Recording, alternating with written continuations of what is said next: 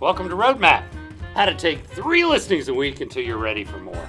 Each week we interview a great agent who's consistently taking 2, 3, 4 listings each week.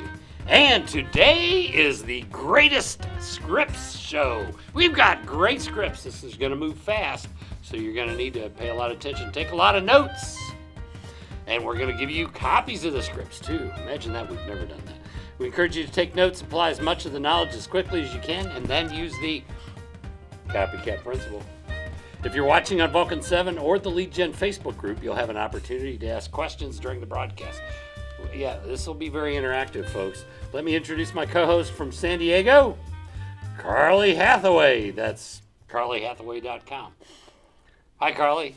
How's the real estate business? Hi, Ren. Hi, everybody. Real estate's great. Definitely can't complain. We have great price points here, but I'm really looking forward to today's show to step my game up a little bit. Good. This will be a lot of fun. So before we get started, I want to remind everyone we are also simulcasting the show on the private Lead Gen group, Facebook group. They have 51,000, maybe 52,000 members. Go look and find out. So we have a large audience there today as well. We'll be pausing for a commercial message during the show as a thank you to Lead Gen folks. And today is all about scripts. We're going to emphasize expired scripts, but you're going to get a copy of scripts today, and I'm going to give you that in a minute. And you can go to that link and there'll be several scripts. And then if you are already a Vulcan7 member, you know that on our site we have links to coaching companies that provide scripts, to accountability partners, role play partners, all that stuff is in there. If you didn't know it was in there, it's in there. You can find whatever you need. And we're going to give you some simple ones to work with for now. And we're going to talk about some objection handlers. So when we look at expired listings, we know there's several things. In some parts of the United States, there are 10, 15, 20 expireds every day. In other parts of the country, there are 1 or 2 or 3. The interesting thing is you can make $500,000 on expireds in either scenario. And we're going to talk about how that works. And you have for sale by owners. And there's some formulas for that too. We talked about that last week. But we're going to chat about a little bit about expired listings. So one of the most important things we know is old expireds require the least amount of skill, and there's at least 2 listings a month with old expireds. If you decided to do old expireds only, I don't care who you are or where you are, you can take 2 listings a month. You just can't. And I would add FSBOs in too, because those folks are friendly if you use the formula. And there you've got 3 listings a month right there. And you can live a happy life and just move your price point up to where you're making $300,000 to $400,000 a year, and then forget all the rest of this stuff. But if you want to get involved with new expireds, they're the toughest. They're the toughest of the group, because a lot of them go off the market and then come back on in 72 hours. And they will spit nails at you sometimes. But if you're willing to get in there and become one of the best of the best of the best, you can take 8, 10, 12 listings a month of new expireds only if you want. But you have to really be good. You can't take no for an answer, and you got to be really strong in the new expired. So I wouldn't ever, if you're newer to this, I wouldn't start there. I would start at old expireds, add for sale by owners, and then eventually work your way to the newer expireds. Mm-hmm. Because Carly, you call newer expireds. How friendly are they? I don't think they have a friendly bone in their body. How about rejection?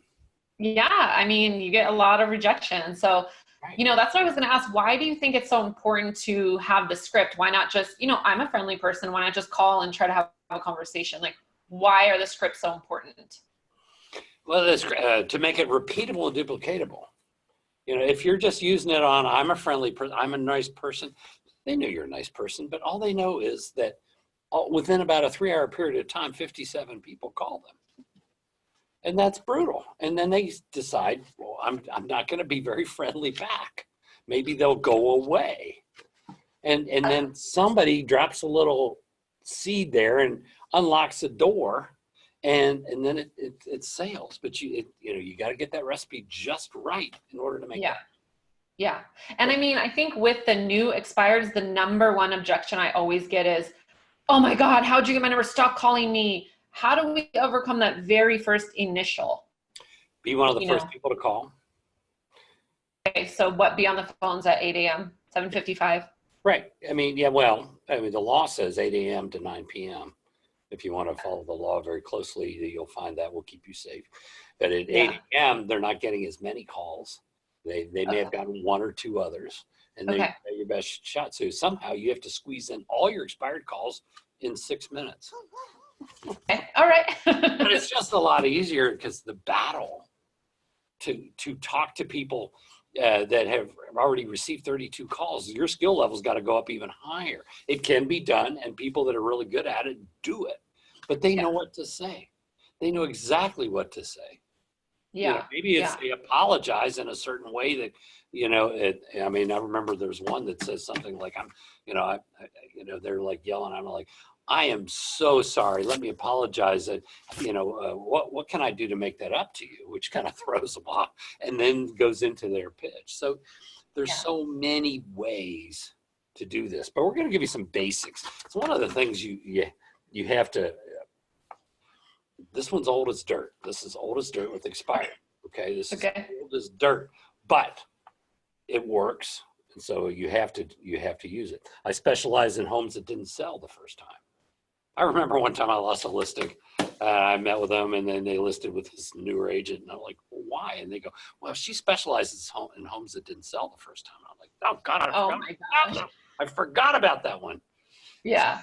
You know, that's a good one. And because people really want to know that you have a specialty, and if you specialize in ones that have expired, that makes sense. Right. The other thing is that will help them pause for a moment is, and this is very critical, our team does, or we do, or I do things very differently. They're not going to listen to anything unless it's a very different approach. Okay. We do things very differently. So you got to get that out fast. You got to slide that in. Just say, I wanted to touch it because we do things very differently. Yeah. Because they obviously good looking home, almost being mad. What do you think stopped it from selling? You almost have to be like, oh my God, how did this thing not sell? And then they're like, because that's how they feel. How did this not sell?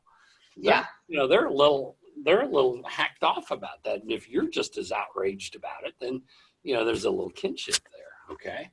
Right. Yeah. And I appreciate where you say you're coming from, that we do things different because they obviously had a bad experience the last 3, 6, 9 months with the previous agent that didn't sell it.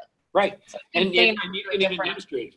There's a good friend of mine. He sells 550 homes a year. Believe it or not, 550 homes a year. Oh, only 550? Oh, geez. Yeah. So one of the things he does is he will ask them to come into the office instead of him come to the house. He goes, we do things very differently. The first thing I'm going to ask you to do is come into our office. And 96% of them do. So he'll have like 8 listing appointments in a day. It's so interesting. That's great. It can be done if you get it all down. You have to get it down, and that people would say nobody will do that in my market. You're gonna have to let go that anything can be done in your market if you have the right recipe. Yeah. So those are really important things to point out. And then we're coming into, and depending on when you're watching this show, and you may be watching this in March, but if you're watching it in October, November, December, in the fall, a lot of homes come off the market and then go back on January 15th or whatever. Mm-hmm. So we have to point out to people that this is that relocation time of the year, and serious buyers are coming in. And this is the time you want to make sure, and there's less to choose from. Mm-hmm. Yeah. So it's a very, very important thing. And you might even point out and challenge them. If I sold your home and you closed by in 6 weeks from now, would that create any kind of a problem for you? Well, that kind of throws them when you say that.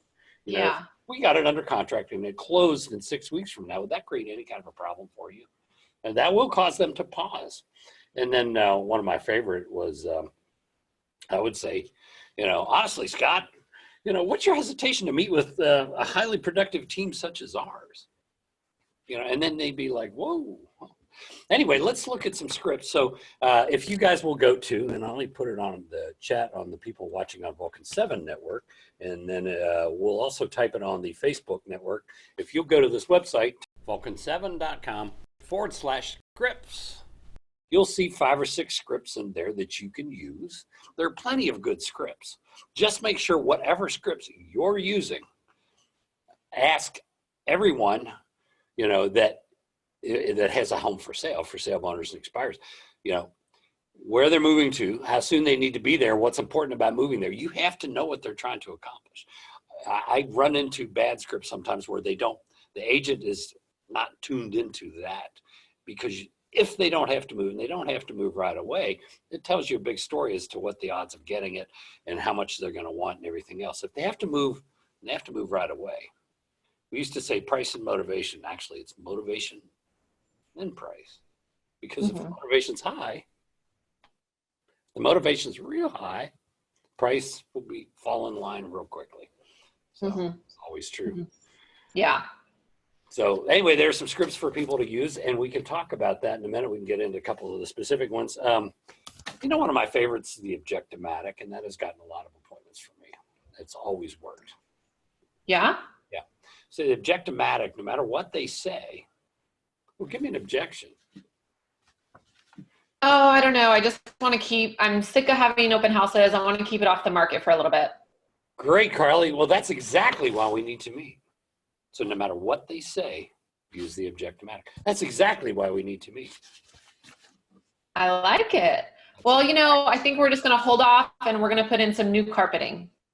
Well, that's exactly why we need to meet. What I like color it. are you picking? How does your schedule look for tomorrow at 4? Would 6 be better? 4 o'clock. Always go right for the close, and always give them 2 alternate times. Yeah. Because if you don't, if you go, or if you ask them to pick a time, you pick the time. How's your schedule look for tomorrow at 4? Which notice the wording on that. How does your schedule look tomorrow at 4? Or would 6 be better? I'm not saying I have some time tomorrow at 4. Notice I don't say that. I say, how does your schedule look for tomorrow at 4? Making it about them. You know, they don't care what time you have available. I mean, but you just say, how does your schedule look for tomorrow at 4 at 6 be better? What happens when you give them 2 different choices like that, 4 or 6? They're going to pick one. Or you give them the choice of, can we meet or not meet? Then they're going to pick one of those two. Not meet. But you'll take the other 2. So always give 2 choices. It's the way the brain works. Right. Yeah. You know, I've got a great, it's a terrible script. Should never, ever use it. But we're going to talk about it. We could have some fun. You want to do that? It's a terrible script. And you're going to give me a terrible script? Don't anybody use it. This is what not to do. This is just for fun. No, it works. And somebody's going to write it all down. Oh, I like this, and they're going to use it. So Carly, you know, we could always meet today at say 2 o'clock, and at 2 o'clock you could be shown a proven plan to get your home sold. And Carly, you own the house, right? I do. And if you're 100% convinced that our plan will get the whole home sold in record time, if you're not 100% convinced it can get sold in record time, you wouldn't have to hire us, would you? No. Great. I'll see you at 2 o'clock. Now, before I come out, a couple of questions I wanted to ask you. Sure. Get together. Now, notice I'm going into the pre-qual script, but notice you never agreed to 2 o'clock. No, I didn't. It's a terrible script. Yeah. Because I'm still like, wait, when? What's happening? How did I end up agreeing to 2 o'clock? I know. I always get such a kick out of it. So yeah. There's a friend of mine that shared that with me, and so every time I see him, I say, "You own the house, right?" Because that's in the script. So it's just a nice little chuckle. But you know, to be honest, scripts are very, very, very powerful. And they're very effective, and you will get to where it's so repeatable and duplicatable. If they have to sell, and they have to sell quickly. If they go, well, we're moving to Orlando. Well, how soon do you have to be in Orlando? Well, we have plenty of time. We want to retire down there. What takes you down there? Well, we've got some friends down there, and they're down there, and I think we want to go there. There's a couple other areas we're looking at. And, you know, so what would happen if you didn't sell it this summer? Well, you know, we would just try again next summer. Okay, well, here. Throw it in the trash. They don't have to sell right away, and they're going to talk to 27 agents. They're going to want high prices. You know, it ain't going to happen. It's bad news. So if they have to sell, they have to sell right away. Be on it. Now, one of the things I noticed, and I don't know where I wrote it down, but there was, You can't be okay with people just putting you off or being that nice person. And this is a struggle for a lot of people out there. A lot of you are like, you want to be this nice person, don't want anybody, don't want to sound pushy and whatnot. You won't close them 2 or 3 times. So because you want to be a nice person, you're just not going to close them 2 or 3 times. Now they want to be led and they think you're just a nice person, but you're too nice to be selling their house. One of the things you're doing is demonstrating how strong you are if they hire you. That's the nice thing. We're selling. We're like, so you close them 2 or 3 times and just say, what you're seeing is how I will be representing your home to get you to Chicago. Okay. So we're demonstrating that. And it's very, very important to do that, is to show them what you're made of and what they would be hiring. It's a wonderful gift. If you're this nice person, they're going to be like, oh my God, they're going to be saying stupid things like, well, the house is $550, but bring me $500. I'll work it out, giving away the money. Yeah. Being a nice person is not an attribute, folks. You guys are being too nice and you're not closing them. So close. Remember the old, 7 pennies rule? Now, some people only use 5 pennies. You have to get 5 short. They're shortchanged. Yeah. Every time you get a no, you push a penny forward. You close 7 times. So yeah. Real important. One objection that I get, and I'm a plane going over, but one objection that I get a lot is that they don't live in the home. So when I go to say, oh, where are you moving? They're not moving. So great. Who's in the home? Kind of fumble. Who's in the home? So it usually was renters, but it's vacant, so they want to sell it. Oh, I am so glad we're talking. Oh, I am. So yeah. You want $850 for the home, right? Yes, I would love $850. All right, and what's your rent payment? I mean, no, what's your mortgage payment right now? $4,000. Now I want you to tell me it's all paid in full, and so it can take all the time you want. Okay. Oh no, it's paid in full. I don't have a mortgage. I'm just collecting rent on it, but I'm just going to test out the market and try to sell it. Okay. So Carly, may I share with you a couple thoughts, because this is about money. Okay. You've got an $800,000 house. If you took $800,000 and put it in an investment, and there are a lot of investment yielding 5% out there. There just are 5%. And there's some mutual funds that go higher and out, all kinds of wonderful investments. But let's say you were only making 5%. What's 5% a year on 80,000? That's $40,000 a year. Okay. So let's say it sits vacant for another 6 months. That's $20,000 just in the next 6 months. What about your property taxes?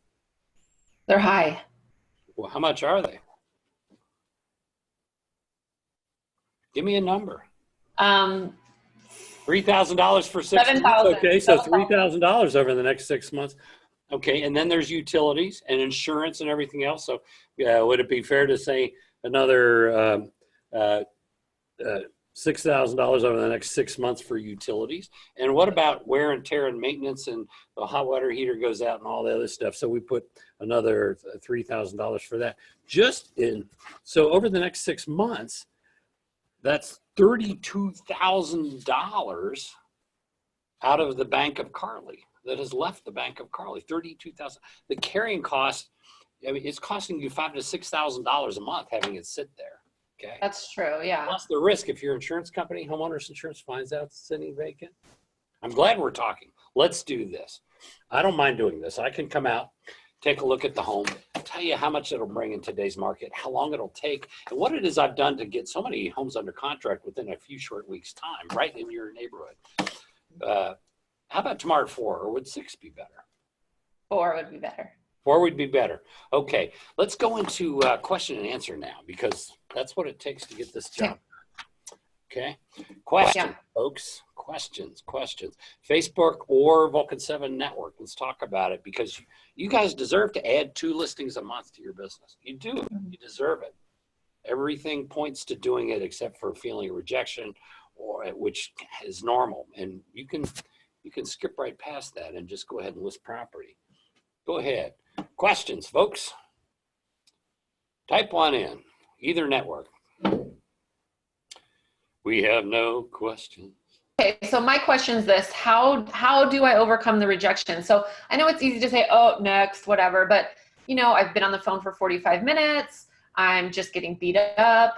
I don't want to call anymore. I just want to go to I the don't beach. blame you. Okay. All right. So what will happen over time? It's, you know, it's feel the pain and move forward. And what happens over time is you get good at anticipating this. And being able to, I got to where I had very little rejection because you can almost tell with tonality. Tonality is a big key in solving that. With tonality, you want to sound like either them or their brother or their sister or their mother. You want to use the tribal tone of however they are, and you also want to fit their personality style. So say hello. Hello. That's so generic. I don't know if I do. Okay. So I would answer back. I'd go, hello, is this Carla? Yes, it is. Hi, Carly. How are you? But I'm going to mirror and match you. Okay. People have a hard time being rude to themselves or their own tribe. So that helps. There's such, and as you're role playing with other people, you're going to get all that. And over time, you just have to believe you'll get so good that you can get on the phone, go through, and energy will do it too. Once you get their personality, you get in rapport, your energy will carry it, and they will be excited they're talking to you. Not always. Okay, the questions are all starting to pour in too. Go ahead, say that again. So, but if I'm high energy, which I always am, and I'm really upbeat and positive, but they're not, I want to mirror and match them. Yeah. But then do I want to bring them back up? Right. See, that may be where it's called pacing and leading. So if I'm walking down the street with you, Carly, and you're right here, and I'm moving way past you, you're going to go, what the hell? But you're going to pace with me. You're going to pace. You're going to walk along at the same rate of speed. And then you're going to start going a little faster. Okay. And I'm going to follow, correct? Correct. Just normal. It's called pacing and leading. So you pace with them, and then you lead with them through energy and enthusiasm. You gradually start getting a little more. They don't know why they're feeling positive, but they will follow along with you, and you take a place. Okay. That makes sense. Yeah. Okay. One thing I struggle with is a warm lead that gives me a lot but won't set the appointment. Do you go through the effort of following up with the CMR or some other mailer, or just continue to the next call? The thing is, with the conversation, you have to keep going back to what they're trying to accomplish. I know you want to move to Orlando in the next year or two. Well, that sounds pitiful. You're going to throw it away because you're going to realize, you know, we're not getting anything down here. But if they say, you know, you've been transferred to Amsterdam, your wife is already over there in the new job, and you need to get over there. You and your daughter are still back here in whatever, wherever you are. Let's get this. Let's, you know, keep closing with their motivation. If the motivation is low, throw it away. Okay. Where can I find good scripts for out-of-state owners? Out-of-state owners are gold. I mean, they're going to say, how's everything back in Raleigh? You know, I don't know that you need a good script other than the opener. Just say, I'm your representative here in Raleigh, in our neighborhood, whatever their neighborhood is, or the name of the street. Right here on Golden Glen Way, you know, I'm your representative for Golden Glen Way. I just wanted to give you a weather report, and they'll be like, ha ha ha. I mean, out-of-state owners are gold, and they're friendly. Do you list the property at the first visit after your first call? Yes, one step, Alan, absolutely. One step listing presentation wherever you can. Dennis says, should I call an expired back that cursed me out on the phone or try door knocking them, toss the lead in the trash? Depends on, do they have to move? I don't know how far you got. If they just yelled at you, hung up, they don't know who you are. Call back. Use a different call, use a different phone. And they aren't writing your number down. Yes, those have been some of my best. Called 30 expireds yesterday, could care less about the rejection. I can't feel anything anymore. However, they hang up before I can even get a question out, screaming and hanging up. It can be. It can be. There are a couple that way that happen but you can, again, tonality, in mirror and match, and just say, well, you know, wait, one more question. A lot of times you can do, wait, one more question. Wait, one more question. And then here's the question. Ready? Okay. If they go, hi, this is Ren Jones with blah blah realty. And then they go, unless they've hung up, if they go, start yelling, go, wait, one more question. What? It was such a good looking home. What do you think stopped it from selling? I mean, I am shocked. All right, now you'll be surprised how well that works. Andrea, you can't do 100% of them, but congratulations for calling 30 yesterday. Keep improving, get your role plays, shadow other people that are taking setting 2 a day. Harry Rostron says, objection. I decided not to sell because interest rates are high right now, or I want to wait until the market gets better and sell at a higher price. Just say, yeah, Harry, just feel, felt, found. First, you want to find out where they're moving, where they were moving to, what's important about moving there. You always want to close with what's important about moving to wherever they're moving to. You know, that deep reason that they're moving there, the deep reason that they're moving there. That's what you want to close them with. And then just say, you know, if we had a crystal ball, I don't know if it's going to go up to 3, 4, 5, 6, 7, 8, 9, 10, 11 like last time, or whether it would actually go down, which would be interesting if it actually, the rates did go down, or if the prices will go higher, or if they'll flatten out. I don't know, but let's talk about, you know, why you're going there. If the motivation to go there is so high, you know, they aren't going to wait.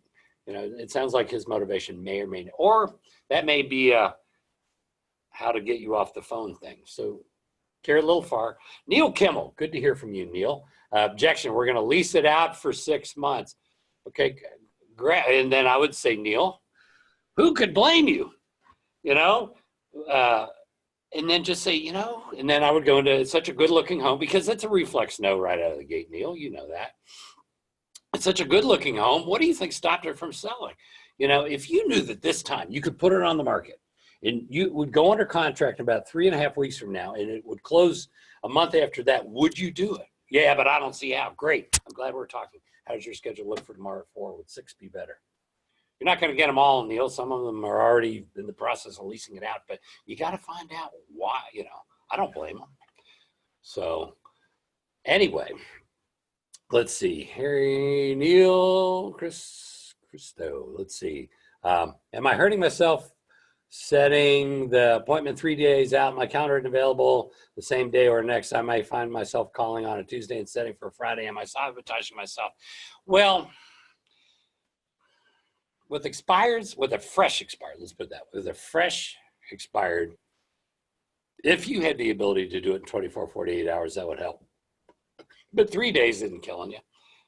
Just keep doing what you're doing. If you can't, if that's what you have to work with, that's what you have to work with. Mandar, what do you do with an expired, when an expired hangs up on you? Do you call them immediately? No. How many follow-ups are required before I scratch off the lead from your lead?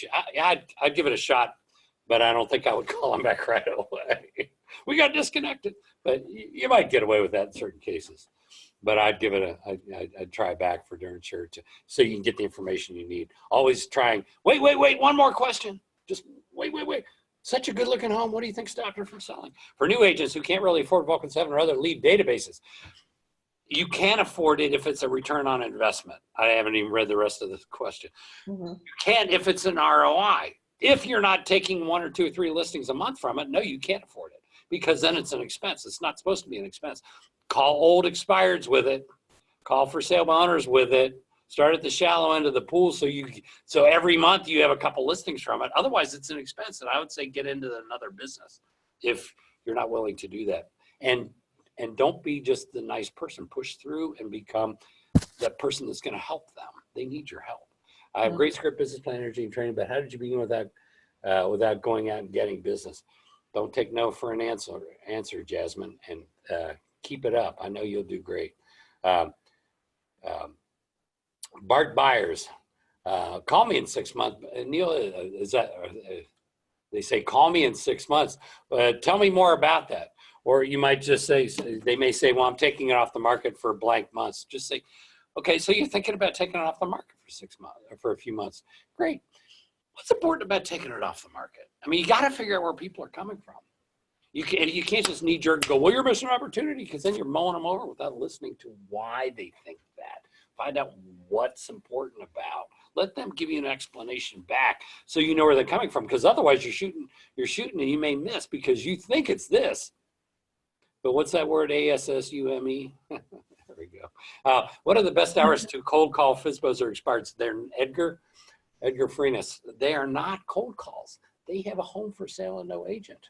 The best hours are 8 a.m. to 9 p.m. I would start at 8 a.m. Alan, reference to Storyteller, the video platform that everybody gets for free. Any suggestions on what topics to touch on? Well, there's a lot of topics to touch on there. And it can be used for your active listings, your pending listings, your past clients. I'm not sure it can be a helpful marketing tool to for sale by owners so they can see how professional you are and send a professional message. It can be the same with expires. Bart buyers, I really messed that one up. What should I sell now and not wait until next year? Next year? Go get another listing. I'm not sure what that means. Facebook, Mandar on Facebook says, what do you do if an expired calls me back later in the day when I don't remember the phone number associated with the address because I need to look at my sheet? What's your inbound call script when you don't even know their name? Oh, they call you back later in the day. What I used to do is carry around a little 3x5 card, and I had the phone number and I had their last name on it, and it would just have the phone number and last name. And so if the phone number came in, I'd match it, and I go, "Oh, Mr. Brown, yeah, your home," all the expireds.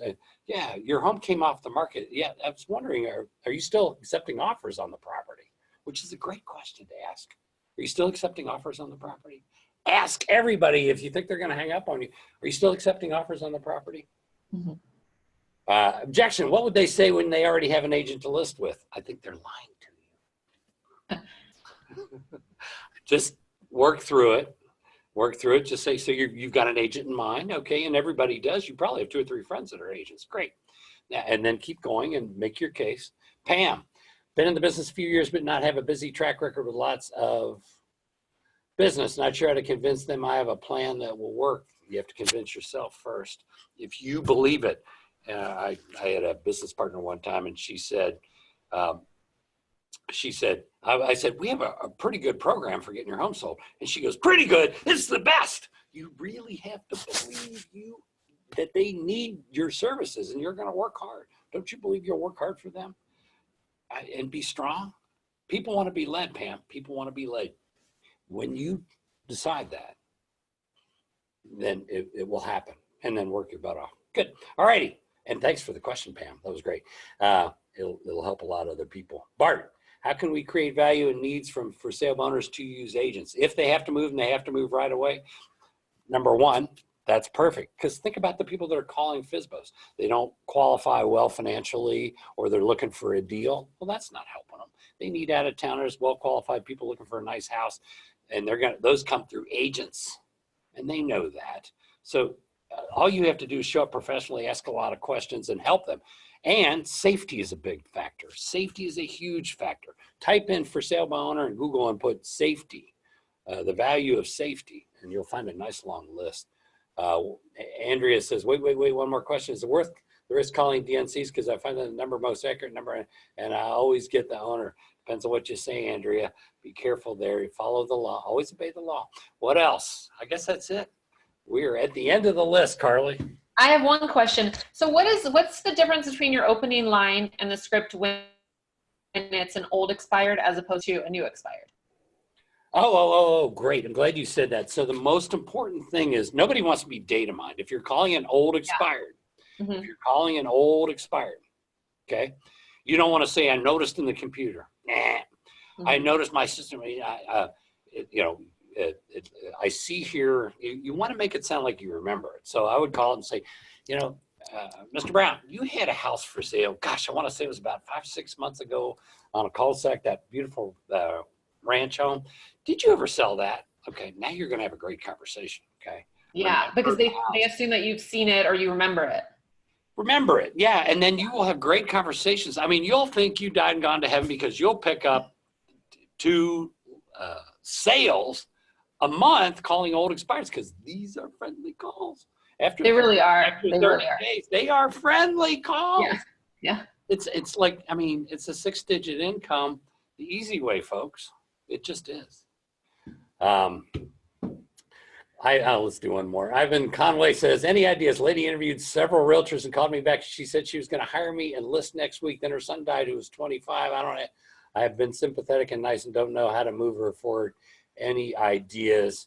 Yeah, just be very respectful, but touch in. That's a tough one. You have to be careful. Maybe I'll handwritten note and get that delivered over there and just say, I know that's tough. That's tough. But this is a unique situation and it'll never happen again in your career. So anyway, I want to thank everybody for being here. We have to sell a little soap. Or is it ice cream? That's right. Ice cream. Pardon? There we go. If you're watching on Vulcan7, you want to be involved with the Lead Gen Facebook group. They are at facebook.com/groups/got objections. And I want to thank Aaron Wittenstein, who runs the group. He runs a program called expiredmasteryelite.com. And finally, if you're watching on Facebook and you're not yet involved with Vulcan7, make sure to sign up at vulcan7.com/leadgen for a special deal. And then the secret of the show, you want to take a lot of expired listings, you want to take a lot of for sale owners, just listed, just sold, past clients in Sphere. Every time, get on the phone, talk to 30, 40 people every day. And then at lunchtime, because you do it in the morning, all morning, look for business. All afternoon, eat delicious Graters mint chocolate chip ice cream. The only one for taking listings. Any of the other flavors are for working with buyers. Don't want to do that. Okay. If the listing takes a little time to sell, dig a hole in the front yard, bury it upside down, and the listing will sell just like that. It's got magic. It's got magic. See you guys next week. Oh, we have an exciting guest next week. An exciting guest. You don't want to miss it. Awesome. Thank you so much, everyone, for tuning in. Ren, thank you for so much great information. I'm going to rewatch this like 17 times. Good. 17's a good number.